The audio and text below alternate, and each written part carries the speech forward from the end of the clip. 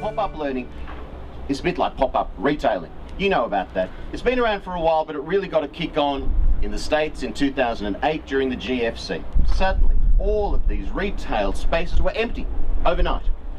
And some opportunistic entrepreneurs got together with some desperate landlords, and suddenly the pop-up store was made possible. Short-term leases, reinventing and reinvigorating empty spaces. The shops would pop up overnight and just as quickly pop away when business fell. But why we're at a transfer station, you ask? Good question. Because pop-up learning is all about offering learning in unexpected locations, and you would not have expected this to be the location for our launch. You might have thought perhaps a glamorous inner city warehouse or a yacht perhaps with champagne and hors d'oeuvres. No such luck, folks. And transfer stations are very community based, and so is of course pop-up learning in Knox. And everyone I speak to loves this idea, and good ideas sort of make themselves obvious, don't they? As I said, if I could claim the idea, I would, but I can't. I want you to meet the woman whose idea it was and who's driven the project to this point. Please make her very welcome from Canara Community House, the woman behind this endeavour, Leanne Fitzgerald. And already with the launch happening today, some of the stuff that's happened prior to the launch is adding to the success and showing us that our dreams could come true. So a little bit about what we'll be doing with the assistance of partnering businesses and community organisations, and I'll name those in a moment, where, as Brett said, we're going to take advantage of public spaces, empty shops, all sorts of places to take learning out into the community. We're going to look at life skills, work skills, personal development, including leadership, first aid, beekeeping, food handling, organic gardening, budget cooking, stress management, how to grow your business. We have a long list of things, in fact so many that we probably won't be able to fit them all in, so we'll have to be quite choosy.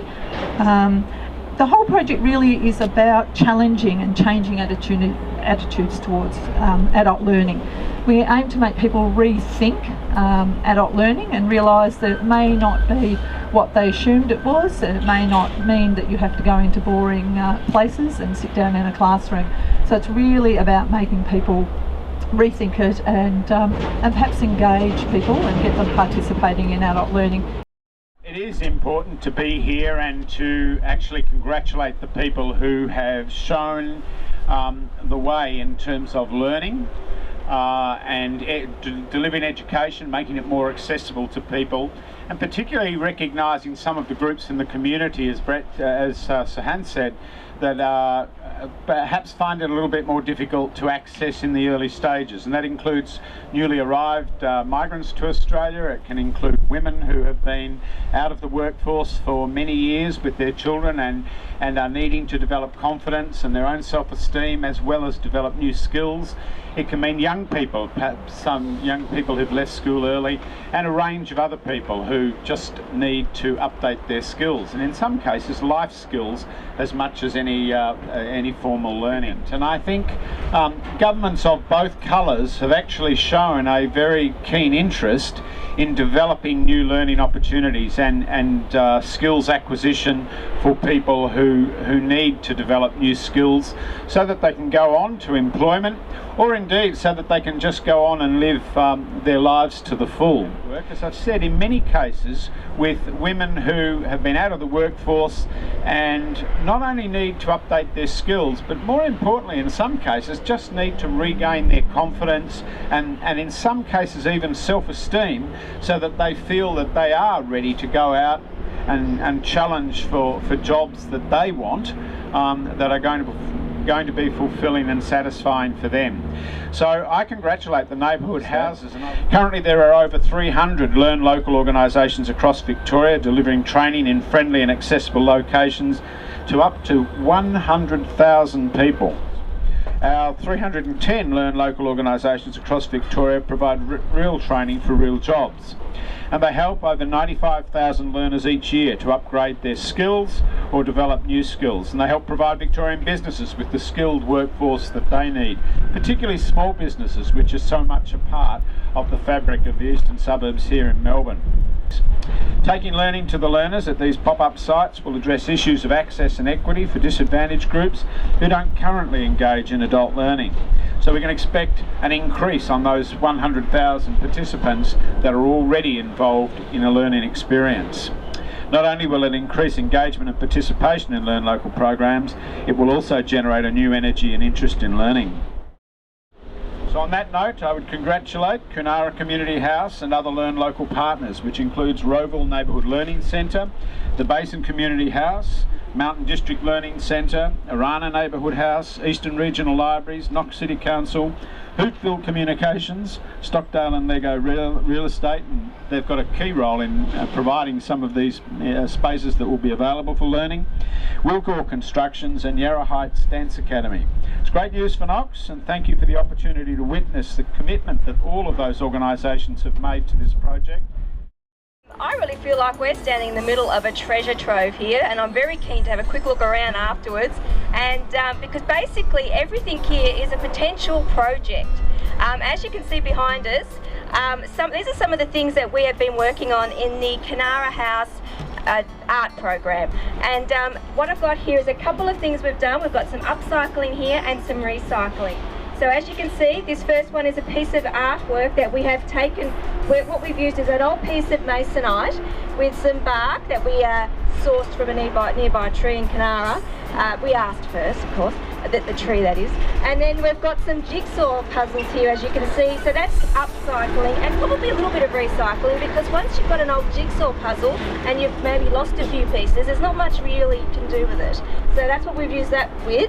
Also, this is another piece of art that basically you could call this upcycling. It's basically utilising pieces of material that are for something else and making it into art. Now this is a stake for your tomatoes, and up the top is chicken wire.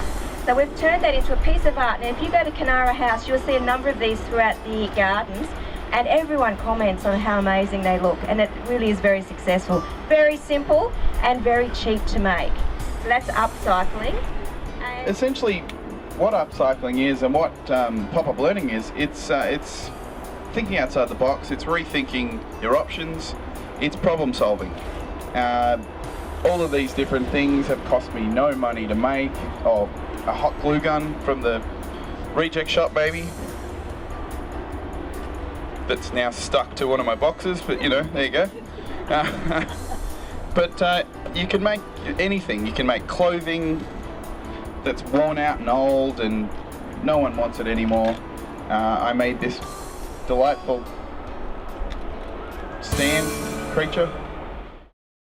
Hi, my name's Sally Dusting-Laird, and we're here at the Knox Transfer and Recycle Station, and I'm about to talk to Lockie, who does a lot of upcycling and recycling with art projects. So hi Lockie, how are you? Not bad, yourself? Not too bad. Excellent. So how did you become involved in this passion of upcycling or recycling products? Well, I've always been a haunter of op shops and a raider of bins, unfortunately, to my mother's dismay, unfortunately.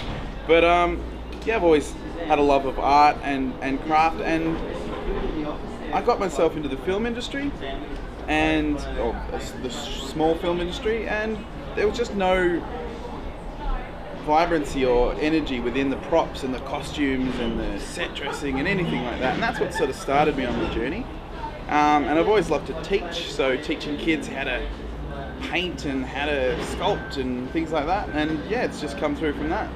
Okay, what would be some of the more unusual projects you've been involved in? I had to do prop work on a detective noir movie that had puppets in it. It was kind of interesting, so I had to make some background puppets out of felt and foam, and different little interesting things, cameras that the puppets could hold. That was an interesting project.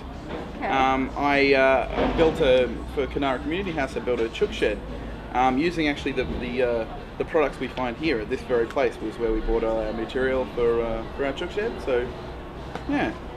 And what types of projects will you be talking about in your classes that you'll be running in the pop-up learning project? I'll just be teaching just showing people how to easily create things for very little money, very little time, but just bring back some creative element that they might have lost in the past. Yeah. Excellent. Well, thanks for your time. Thanks for having me.